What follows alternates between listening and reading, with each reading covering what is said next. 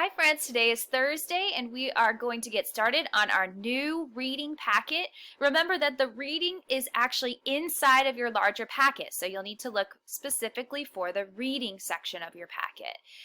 For today's page, I would like you to turn to the reading section and find page number 16. Page number 16 looks like this with the animals and the people up at the top. It says that it's lesson 10, simple and compound sentences. Today we're going to talk about simple sentences and compound sentences. If we look at our paper, it says that a simple sentence has a subject and a predicate. So I wanted to talk a little bit about what subjects and what predicates are. A subject is who the sentence is about. Let's look at the first sentence. Sally said goodbye. Who is this sentence about? It's about Sally. She is our subject. So right above her name, I'm going to write subject. Okay. Now, the predicate tells us what is the subject doing. So what is Sally doing? She is saying goodbye. So, said goodbye. Said goodbye is going to be our predicate. Just a reminder, the subject is who the sentence is about, and that would be Sally. The predicate is what is Sally doing? She said goodbye. That's what she's doing. So above said goodbye, I'm going to write predicate. If a sentence has a subject that says who it's about, if a sentence also has a predicate that says what they're doing, if it has both of those things, a subject and a predicate, then it is a complete, simple sentence. That's what we want. We want it to have a subject and a predicate. Let's look at sentence number 2 as another example. Sam's dad reads the newspaper. The subject is who this sentence is about. Who is this sentence about? It is about Sam's dad. So Sam's dad is going to be our subject. Okay.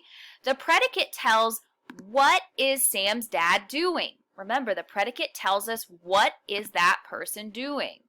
Well, Sam's dad reads the newspaper. That's what he is doing. So, reads the newspaper is going to be our predicate. The whole thing. Reads the newspaper is our predicate because it tells what his dad is doing. Because this sentence has both a subject and a predicate, it is a complete, simple sentence. Let's do a few more. Number 3, he ran to school. Who is this sentence about? He. That is our subject. That is our subject. So I'm going to write subject above he. What is he doing? What's our predicate? What is he doing? Well, he ran to school. So ran to school tells us what he's doing. So that is going to be our predicate. Okay, remember subject, who the sentence is about, predicate, what they're doing. Last one that we'll do as practice together. Identify the subject. The father named his boy. Who is this sentence about? The father. That's going to be our subject. The father is our subject. That's who the sentence is about. What did he do? Well, the father named his baby. Named his baby. So, named his baby is our predicate.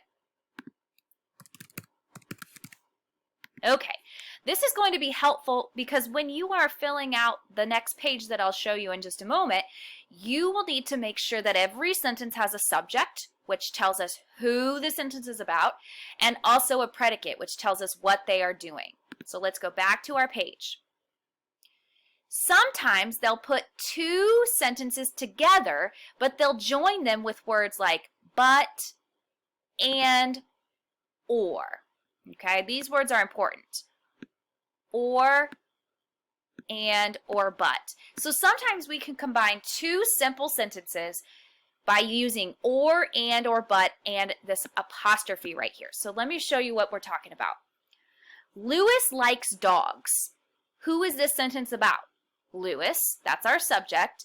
What does he do? He likes dogs. So we've got one sentence over here, but look, we've got another one over here. Helen, that's who our sentence is about, likes cats. Okay, that's what she does, so that's our predicate. Helen likes cats, Lewis likes dogs. What they did is they took both of these sentences and they combined them together to make one long sentence, and they added this little thing right here. It's called a comma. Before they combined the sentences, they added a comma, and they wrote the word but, which combines those two sentences together. Lewis likes dogs, comma, but Helen likes cats. Let's use each joining word to finish the sentence. Let's use the words and, but, or to finish our sentence. Helen feeds her cat Theo. Who's this sentence about? Helen. What does she do? Feeds her cat Theo. That is a complete sentence by itself. But what we're going to do is we're going to take that sentence and we're going to combine it with the sentence, she plays with him. She is who our sentence is about.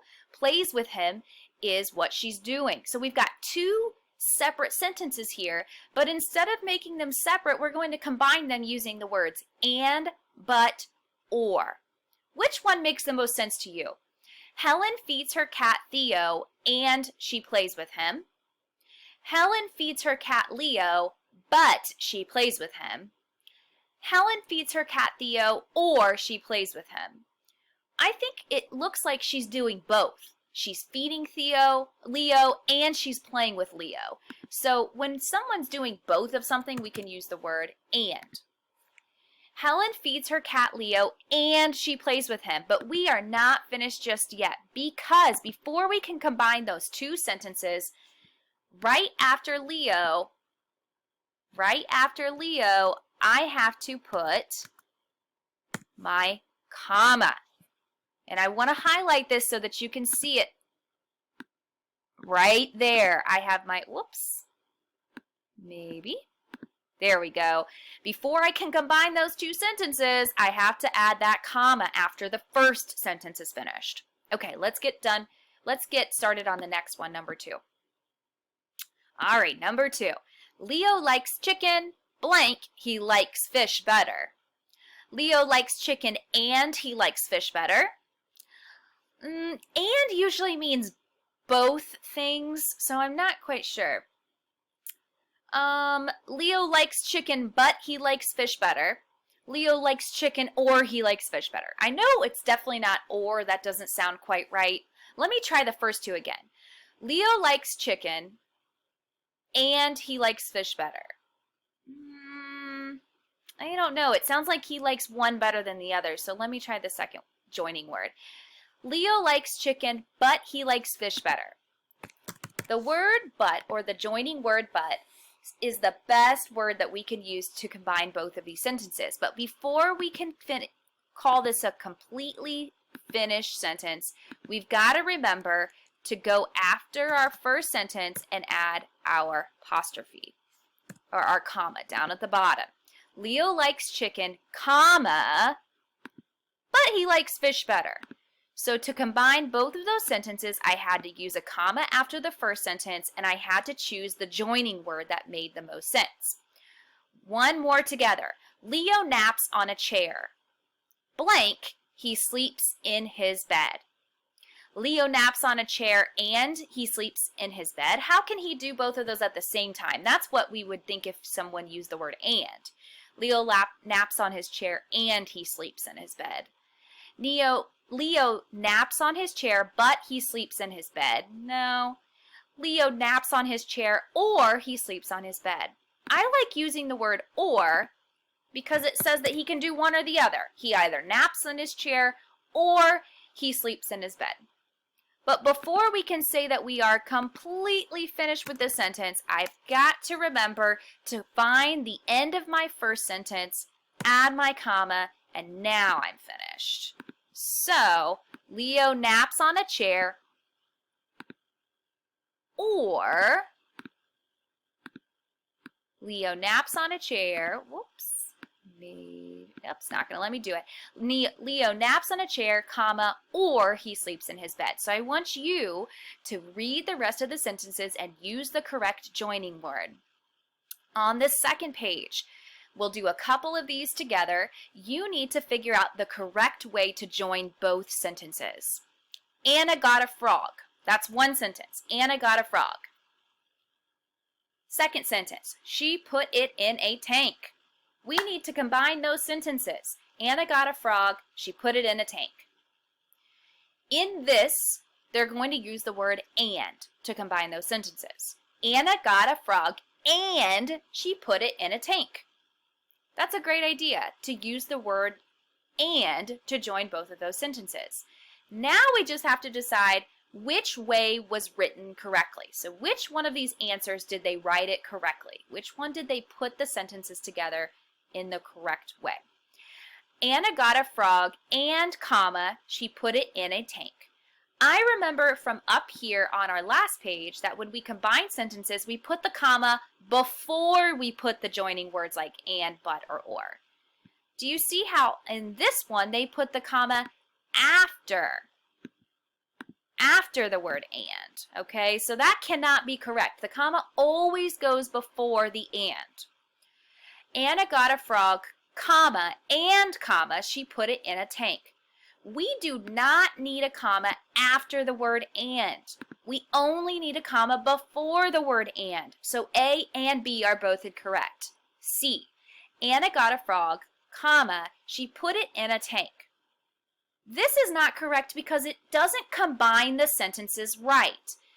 What I mean by that is it needs a word like and, but, or to combine those sentences. Anna got a frog, she put it in a tank. That does not combine the sentences correctly because she would need to say something like Anna got a frog and she put it in a tank. Last choice. Anna got a frog, comma, and she put it in a tank. This sentence is the correct choice because they have the comma before the and, okay? They don't have a comma after the and, they have a comma before the and. They made sure to use this joining word and, so it flows well. Anna got a frog and she put it in a tank.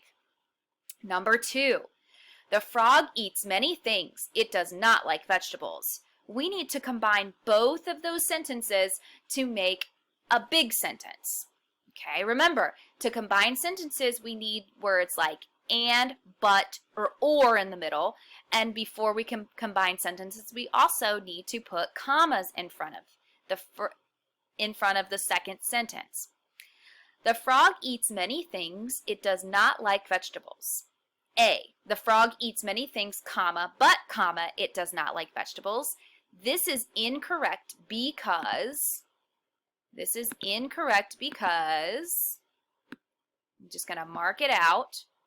This is incorrect because they put a comma after the word. Let's see if it lets me erase that. Just a second. Oh, it's not going to let me erase that line. They put a comma after the word but. We only need a comma before the word but. Okay?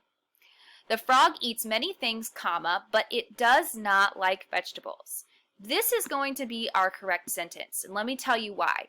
Because it uses the combining word but, or the joining word but. The frog eats many things, but it does not like vegetables, and they remember to put a comma right before the word but, okay, or after the last sentence, whichever way you want to look at it. So I need you to finish the rest of page 16. I also need you to finish the rest of page 17. We have number 3. And it looks like there is one more down here at the bottom, number 4. Let me know if you have any questions and have a wonderful day.